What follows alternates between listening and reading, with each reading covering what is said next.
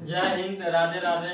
आज का जो क्लास होगा, आज के क्लास में हम सीखेंगे कि संज्ञा के बारे में सीखेंगे कि हिंदी व्याकरण का एक टॉपिक है संज्ञा, उसके बारे में सीखेंगे कि आखिर संज्ञा क्या होता है। तो आप लोग को वेलकम है मेरे वीडियो में। आप लोग आइए, वीडियो को लाइक करिए और चैनल को सब्सक्राइब करिए, क्योंकि आप लोग नई वीडियो लाइक करते हैं, नए चैनल को सब्सक्राइब करें तो थोड़ा मोटिवेट हो जाता है। इसलिए आप लोग वीडियो को लाइक करें और चैनल को सब्सक्राइब करिए, वीडियो को शेयर करिए। तो आज का जो वीडियो होगा उसमें हम सीखेंगे कि संज्ञा संज्ञा क्या है। देखिए, संज्ञा आप या तो क्लास 10th हो, 9th हो, 8th हो, 12th हो, 11th हो, सब में ये संज्ञा पूछा जाता है कि आखिर संज्ञा क्या, संज्ञा कितने भेद होते हैं। ये सब एग्जाम में ऑब्जेक्टिव में एमसीक्यू में पूछा जाता है। तो वही सीखेंगे कि संज्ञा क्या होता है। तो आप लोग वीडियो में बने रहिएगा, वीडियो अच्छा लगे तो वीडियो को लाइक करिए और चैनल को सब्सक्राइब करिए। तो आज का क्या टॉपिक होगा? आज का जो टॉपिक होगा संज्ञा।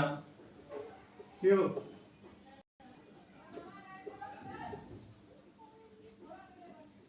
देखिए, अगर इसको इंग्लिश की बात करिएगा तो इंग्लिश में नाउन कहते हैं। आप लोग को पता ही होगा कि संज्ञा को इंग्लिश में नाउन कहते हैं। तो हम यहाँ हिंदी व्याकरण सीख रहे हैं, इसलिए यहाँ इंग्लिश का कोई भी टॉपिक को यूज करना नहीं है। तो सबसे पहले हम सीखेंगे कि आखिर जो संज्ञा होता है, संज्ञा कहते किससे हैं।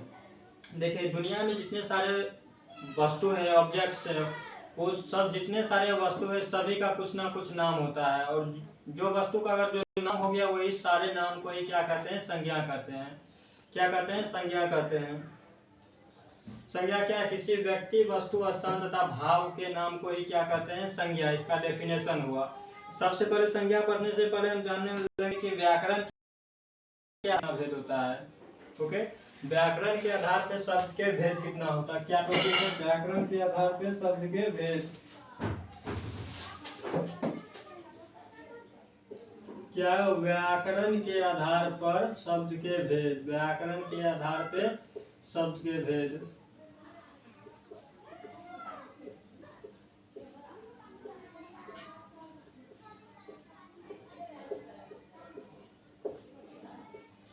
व्याकरण के आधार पर शब्द के कितने भेद होते हैं? दो। व्याकरण के आधार पर जो शब्द होता है उसका दो भेद होता है। एक विकारी शब्द होता है और एक अविकारी शब्द होता है। क्या होता है? विकारी शब्द और अविकारी शब्द। व्याकरण के आधार पर शब्द के कितने भेद होते हैं? व्याकरण के आधार पर शब्द के दो भेद होते हैं। कितने भेद होते हैं? दो भेद होते हैं। कौन कौन? विकारी और अविकारी। पहला क्या होता है? विकारी शब्द, विकारी, और दूसरा क्या होता है? अविकारी। अविकारी। व्याकरण के आधार पर शब्द के कितना भेद? दो भेद, विकारी और अविकारी। जिसको विकारी को व्यय शब्द भी कहते हैं और अविकारी को अव्यय शब्द भी कहते हैं। क्या कहते हैं? विकारी को व्यय शब्द कहते हैं, व्यय शब्द, और जो अविकारी होता है अविकारी को अव्यय शब्द कहते हैं, अव्यय शब्द कहते हैं। आई होप कि आपको इतना तक समझ आ गया कि व्याकरण के आधार पर शब्द के दो भेद होता है। कौन कौन? विकारी शब्द और अविकारी शब्द। विकारी को शब्द भी कहते हैं और अविकारी को अव्यय शब्द भी कहते हैं। अब विकारी शब्द क्या होता है? देखिए, विकारी शब्द जिस शब्द में लिंग वचन कारक के अनुसार क्या होता है? लिंग वचन कारक के अनुसार कोई भी परिवर्तन या विकार कहते हैं, विकारी शब्द कहते हैं। क्या कहते हैं? जिस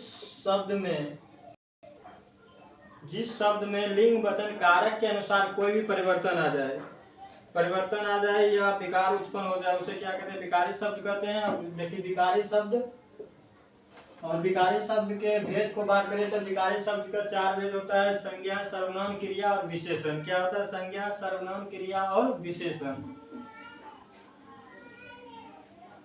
तो आज का जो वीडियो होगा हमें विकारी शब्द के बारे में पढ़ेंगे। जो विकारी शब्द के कितने चार भेद होते हैं? विकारी शब्द के चार भेद होते हैं। कौन कौन? हम लिख देते हैं। विकारी शब्द के भेद। आखिर विकारी शब्द होता है कि विकारी क्या? और जिस शब्द में लिंग वचन कारक के अनुसार कोई विकार उत्पन्न हो जाए उसे विकारी शब्द कहते हैं। और विकारी शब्द के भेद की बात करिएगा तो विकारी शब्द के भेद कितना होता है? चार भेद होता है। विकारी शब्द के चार भेद होता है। चार भेद होता है विकारी शब्द के। कौन कौन होता है? विकारी शब्द के भेद। विकारी शब्द के भेद। विकारी शब्द के भेद कितना होता है? चार होता है। कौन कौन होता है? संज्ञा, दूसरा होता है सर्वनाम, सर्वनाम, तीसरा होता है क्रिया, क्या होता है क्रिया, और जो चौथा होता है क्या होता है विशेषण। विशेषण यानी कि विकारी शब्द, व्याकरण के आधार पर शब्द के दो भेद, विकारी और अविकारी। विकारी के कितने भेद? विकारी के 4 भेद। विकारी के 4 भेद कौन कौन? संज्ञा, सर्वनाम, क्रिया और विशेषण। तो आज का जो टॉपिक है हमारा क्या है? संज्ञा पे टॉपिक है। क्या पर है? संज्ञा। संज्ञा का जो आज हमारा मेन टॉपिक होगा, संज्ञा पे वीडियो बनेगा। तो चलिए, आप लोग को इतना तो समझ आ गया होगा कि व्याकरण के आधार पर शब्द के कितना भेद होता है और विकारी शब्द के कितने भेद होते हैं। विकारी शब्द में अगर आप लोग को पूछ देगा कि जो संज्ञा है, संज्ञा कैसा शब्द है? विकारी शब्द है वो अविकारी शब्द है। तो संज्ञा कैसा शब्द है? विकारी शब्द है। चलिए हम जानते हैं अब संज्ञा क्या होता है।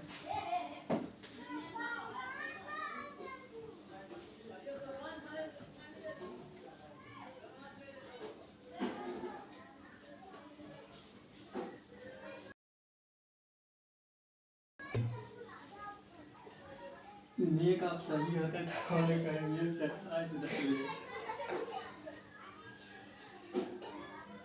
तो चलिए हम सीखते हैं कि संज्ञा क्या होता है। संज्ञा का मतलब क्या होता है? संज्ञा का मतलब होता है सबका नाम। दुनिया में जितने सारे वस्तु हैं सभी का कुछ नाम होता है, उसी नाम को क्या कहते हैं? संज्ञा कहते हैं। संज्ञा का अर्थ क्या होता है? शाब्दिक अर्थ होता है नाम। क्या हम बोले? संज्ञा का शाब्दिक अर्थ। देखिए यहाँ से एग्जाम में बोर्ड में पूछा जाता है कि संज्ञा का शाब्दिक अर्थ क्या होता है? सबका नाम। संज्ञा का शाब्दिक अर्थ, संज्ञा का शाब्दिक अर्थ क्या होता है? संज्ञा का शाब्दिक अर्थ होता है सबका नाम। सबका नाम। ये लाइन आप लोग को क्लियर होगा कि संज्ञा का शाब्दिक अर्थ, संज्ञा का शाब्दिक अर्थ होता है सबका नाम। अब चलिए हम संज्ञा का डेफिनेशन देख लेते हैं, परिभाषा देख लेते हैं क्या होता है।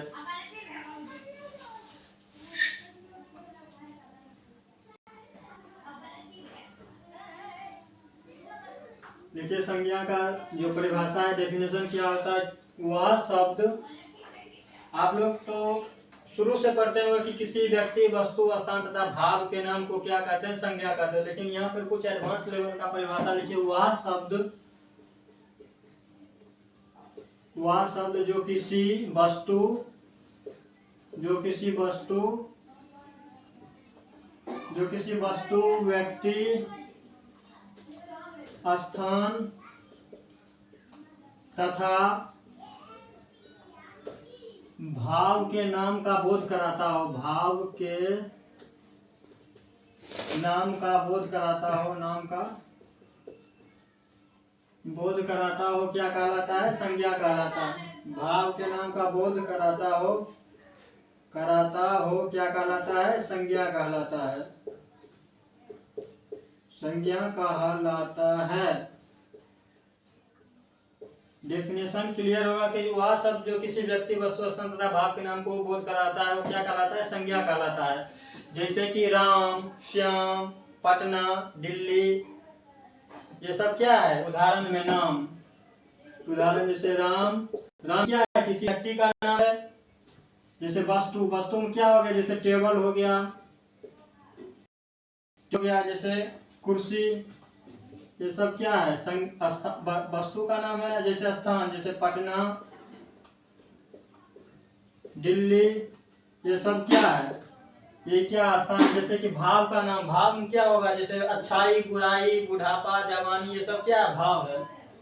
क्या? अच्छाई, अच्छाई, बुराई, लड़कपन, ये सब क्या है? ये सब क्या है? भाव है। आई होप आपको इतना संज्ञा का डेफिनेशन और उदाहरण समझ आ गया होगा कि संज्ञा कहना क्या चाह रहा था। अब इसके आगे का जो टॉपिक होगा, संज्ञा का भेद कितना होता है। ओके, हम जानेंगे कि संज्ञा का भेद कितना होता है। तो संज्ञा का जो भेद होता है, 5 भेद होता है। कौन कौन होता है? जातिवाचक, व्यक्तिवाचक, समूहवाचक, भाववाचक और द्रव्यवाचक। कितना होता है? 5 भेद होता है, यानी कि संज्ञा के भेद। अगला जो टॉपिक होगा, संज्ञा के भेद। संज्ञा के भेद कितने भेद होते हैं? तो संज्ञा के कितने भेद होते हैं? संज्ञा के 5 भेद होते हैं, 5 प्रकार के होते हैं संज्ञा। संज्ञा कितने प्रकार के होते हैं? संज्ञा 5 प्रकार के होते हैं। कौन कौन होता है? तो देखिए यहाँ पर लिख लीजिए। पहला होगा व्यक्तिवाचक,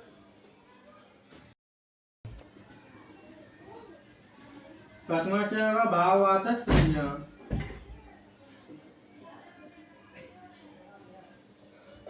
संज्ञा के कितना भेद? संज्ञा के 5 भेद। कौन कौन? व्यक्तिवाचक, जातिवाचक, समूहवाचक, द्रव्यवाचक और भाववाचक। अब हम सभी के बारे में एक एक करके सीखेंगे कि व्यक्तिवाचक क्या होता है, जातिवाचक क्या होता है, समूहवाचक क्या होता है, द्रव्यवाचक क्या होता है और भाववाचक क्या होता है। तो देखिए आज का जो वीडियो अगर सब के बारे में हम एक एक करके पढ़ेंगे तो वीडियो काफी लंबा हो जाएगा। तो इसीलिए आज हम देखते हैं, एक या दो टॉपिक को क्लियर कर लेंगे, फिर नेक्स्ट वीडियो जो आएगा उसमें इन 3 टॉपिक को क्लियर कर लेंगे। ओके, टॉपिक क्या था? व्यक्तिवाचक संज्ञा। लिखिए, हेडिंग डालिए व्यक्तिवाचक संज्ञा। ये क्या पढ़ रहे हैं? संज्ञा का भेद पढ़ रहे हैं। संज्ञा का भेद पढ़ रहे हैं। संज्ञा का भेद। संज्ञा के भेद कितना था? जिसको इंग्लिश में क्या कहते हैं? Proper noun. व्यक्तिवाचक संज्ञा, व्यक्तिवाचक संज्ञा, वही व्यक्तिवाचक संज्ञा। देखिए व्यक्तिवाचक का मतलब क्या होता है? देखिए ये जो पॉइंट है, ये जो व्यक्तिवाचक टॉपिक से ही क्लियर आता है कि किसी खास पर्टिकुलर व्यक्ति का बोध कराता होगा। क्या होगा? किसी खास पर्टिकुलर व्यक्ति का बोध कराता होगा, उसी को क्या कहते हैं? व्यक्तिवाचक संज्ञा। इसका जो डेफिनेशन होता है, डेफिनेशन लिखिए, परिभाषा लिखिए। क्या होता है? किसी व्यक्ति का नाम देना व्यक्तिवाचक संज्ञा। आप लोग अगर सरल भाषा में समझिएगा तो किसी व्यक्ति, वस्तु, स्थान के खास नाम को क्या कहते हैं? संज्ञा, सॉरी, व्यक्तिवाचक संज्ञा कहते हैं। किसी व्यक्ति, वस्तु, स्थान के खास नाम को क्या कहते हैं? संज्ञा, व्यक्तिवाचक संज्ञा कहते हैं। लेकिन यहाँ पर जो डेफिनेशन हम लिखाते हैं वो डेफिनेशन क्या है कि किसी संज्ञा के विशेष नाम, यानी किसी संज्ञा को विशेष नाम देना ही क्या कहलाता है? संज्ञा कहलाता है। किसी संज्ञा के विशेष नाम देना ही क्या कहलाता है? संज्ञा कहलाता है, सॉरी, व्यक्तिवाचक संज्ञा कहलाता है। किसी संज्ञा, अब संज्ञा में तो सभी आ जाएगा, व्यक्ति, वस्तु, स्थान सब आ जाएगा। किसी संज्ञा कहलाता है, विशेष नाम देना ही क्या कहलाता है? व्यक्तिवाचक संज्ञा कहलाता है। किसी संज्ञा को विशेष नाम देना ही व्यक्तिवाचक संज्ञा कहलाता है। क्या व्यक्तिवाचक संज्ञा कहलाता है? व्यक्तिवाचक संज्ञा कहलाता है। आई होप आप लोग को समझ आ रहा होगा कि व्यक्तिवाचक संज्ञा क्या कहलाता है।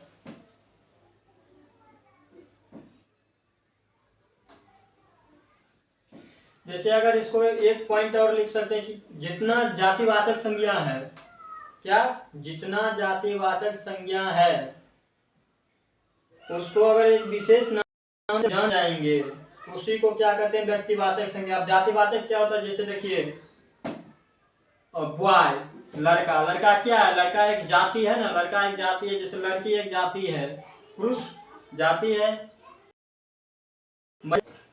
उसी प्रकार जैसे कि लड़का, लड़का का अगर आप लोग कहिए लड़का, तो लड़का जाति का बोध होता है, उसमें सारे लड़का आ जाएगा। अगर किसी खास पर्टिकुलर, जैसे राम, राम नाम ले लेंगे तो क्या हो गया? पर्टिकुलर लड़का का नाम हो गया राम, तो क्या हो गया? प्रॉपर नाम हो गया, यानी कि व्यक्तिवाचक संज्ञा हो गया। सीधा हम बोल देंगे लड़की धरो, मतलब जितने सारी क्लास में लड़कियां होगी सब लड़की का नाम हो गया, वो जातिवाचक में। किसी का एक नाम ले लेंगे, सीता इधर आओ, तो क्या होगा? खास व्यक्ति का नाम, यानी ये खास लड़की का नाम हो गया, उसी को कहते हैं व्यक्तिवाचक संज्ञा। तो यहाँ पर पॉइंट एक और लिख लीजिए, पॉइंट बनाकर, कि जातिवाचक संज्ञा को विशेष नाम से जानना, कि जातिवाचक संज्ञा को क्या बोले? जातिवाचक संज्ञा को विशेष नाम से जानना। जातिवाचक संज्ञा को विशेष नाम से जानना, विशेष नाम से जानना, विशेष नाम से जानना क्या कहलाता है? जानना जानना ही व्यक्तिवाचक संज्ञा कहलाता है। अब कहिएगा ये कहाँ से परिभाषा हो गया। हम तो शुरू से पढ़ते थे कि किसी व्यक्ति वस्तु स्थान के खास नाम को ही व्यक्तिवाचक संज्ञा कहते हैं, लेकिन यहाँ तो कुछ और हो गया। तो कुछ और नहीं हुआ है, एक डेफिनेशन इज ट्रू है। डेफिनेशन क्या है, सही है कि व्यक्तिवाद जातिवाचक संज्ञा को हम एक विशेष नाम दे देंगे। जैसे उदाहरण के बात करिएगा तो जैसे लड़का क्या हो गया, लड़का एक खास जाति है। लड़का क्या है, एक जाति। और इसी अगर किसी खास लड़का में किसी का एक पर्टिकुलर नाम लेंगे, जैसे मोहन। मोहन क्या हो गया, ये मोहन एक खास लड़का का नाम है ना। अब मानिए क्लास में एक स्टूडेंट बैठा है, बोलेंगे लड़का खड़ा हो। लड़का कहने से क्या सारे क्लास का लड़का खड़ा हो जाएगा, उसी में बोलेंगे ए मोहन खड़ा हो। मतलब ये क्या हो गया, एक खास लड़का का नाम हो गया, यानी ये व्यक्तिवाचक हो गया। आई होप कि आपको ये डेफिनेशन क्लियर हो गया होगा कि डेफिनेशन कहना क्या चाह रहा है। ओके, जैसे उदाहरण का आप बात कर लीजिएगा तो उदाहरण हम सुना दें कि किसी खास नाम ले लेंगे तो खास नाम से जानना। खास नाम से अगर जान जाएंगे जैसे कि अगर नाम ले लिए मोहन, तो क्या हो गया, एक व्यक्ति हो गया, व्यक्तिवाचक संज्ञा हो गया। इसी को कहते हैं व्यक्तिवाचक संज्ञा। है आपको ये व्यक्तिवाचक संज्ञा समझ आ गया होगा। अगर समझ आया होगा तो वीडियो को लाइक और चैनल को सब्सक्राइब करिएगा। जैसे उदाहरण में आप लिख लीजिए राम मोहन सोहन सीता गीता, जो लिखना है राम मोहन सोहन सीता गीता, जो लिखना है लिखिए, सीता गीता आदि। उम्मीद करते हैं कि आपको व्यक्तिवाचक 20 मिनट 30 है हाय 20 के 20 बंद कर, नहीं हम 20 और पी जाए। तो देखिए इसमें एक और पॉइंट लिख लीजिए कि ब्रह्मांड में जो चीज एकलौता है, एकलौता का मतलब क्या, पूरे ऑल यूनिवर्सिटी यानी पूरा जितना ब्रह्मांड है, यूनिवर्स है, उसमें जो व्यक्ति एकलौता होगा यानी अकेला होगा, उस सब क्या है, व्यक्तिवाचक संज्ञा है। जैसे कि सूर्य पूरे ब्रह्मांड में क्या है, एक है। चंद्रमा एक है, तारा एक है, तो क्या चंद्रमा सूर्य हो गया, ये सब क्या हो गया, खास ब्रह्मांड में एक है, क्या होगा, व्यक्तिवाचक संज्ञा होगा। लिखिए कि पूरे ब्रह्मांड में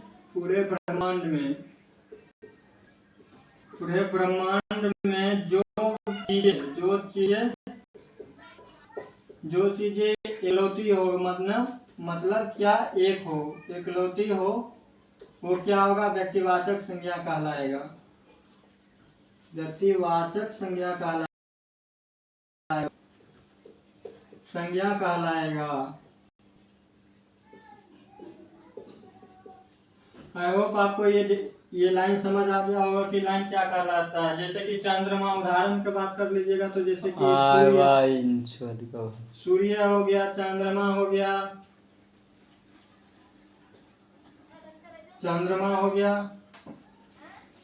पृथ्वी हो गया, आकाश हो गया। जैसे पृथ्वी तो भी पूरे ब्रह्मांड में एक ही है ना, पृथ्वी आकाश, ये सब क्या है, पूरे ब्रह्मांड में एक है, एकलौता है। इसलिए इसको आप यहाँ से एग्जाम में किससे पूछेगा ऑब्जेक्टिव में कि चंद्रमा कौन सा संज्ञा है, जातिवाचक, व्यक्तिवाचक या इनमें से कोई नहीं, तो चंद्रमा क्या होगा, नहीं पता होगा तो जातिवाचक है। अरे भैया जातिवाचक नहीं है, चंद्रमा पूरे ब्रह्मांड में एक है, तो ये क्या होगा, व्यक्तिवाचक होगा। जैसे पूछेगा सूर्य, ये जो पॉइंट है ना, ये पॉइंट टीजीपी और जो टीजीपी शिक्षक, बिहार भर्ती शिक्षक का जो एग्जाम होता है उसमें भी पूछा गया था, सूर्य कौन सा है, तो सूर्य क्या है, व्यक्तिवाचक है। क्यों व्यक्तिवाचक है, क्योंकि पूरे ब्रह्मांड में क्या है, वो इकलौता है यानी एक है। तो जितने सारे वस्तु ब्रह्मांड में एक होगा वो व्यक्तिवाचक संज्ञा होगा। तो आई होप आपको ये पॉइंट समझ आ गया होगा। एक बार शुरू से हम रिवाइज कर देते हैं। शुरू से हम क्या पढ़े कि व्याकरण के आधार पर शब्द के दो भेद होता है, विकारी शब्द और अविकारी शब्द। विकारी शब्द के कितने भेद होता है? 4 भेद होता है। कौन कौन? संज्ञा, सर्वनाम, विशेषण। जिसमें से हमको आज का टॉपिक में पढ़ना था संज्ञा। संज्ञा के कितने भेद होते हैं? संज्ञा के 5 भेद होते हैं, व्यक्तिवाचक, जातिवाचक, समूहवाचक, भाववाचक और द्रव्यवाचक। जिसमें आज हम व्यक्तिवाचक एक पॉइंट उठाए। व्यक्तिवाचक संज्ञा किसे कहते हैं? कि किसी खास या कोई व्यक्तिवाचक संज्ञा कहते हैं, या जातिवाचक को एक हम विशेष नाम से बुलाएंगे तो उसको क्या कह देंगे? व्यक्तिवाचक कह देंगे। तो व्यक्तिवाचक जो चीजें पूरे ब्रह्मांड में एक होगा वो क्या होगा? व्यक्तिवाचक होगा। इतना तक आज हमने इस आप लोग वीडियो पसंद आया हो, वीडियो अच्छा लगे तो कमेंट करना कैसा वीडियो लगा, और वीडियो को लाइक और चैनल को सब्सक्राइब करिएगा। फिर से मिलेंगे। अगला पॉइंट क्या था? जातिवाचक, समूहवाचक, द्रव्यवाचक और भाववाचक। की 4 पॉइंट पे हम क्लियर करेंगे कि ये 4 पॉइंट क्या कह रहा है। तो उम्मीद करते हैं आपको क्लास अच्छा लगा हो, वीडियो अच्छा लगा हो। तो मिलेंगे नेक्स्ट वीडियो में। आज के वीडियो में इतना ही है। राधे राधे।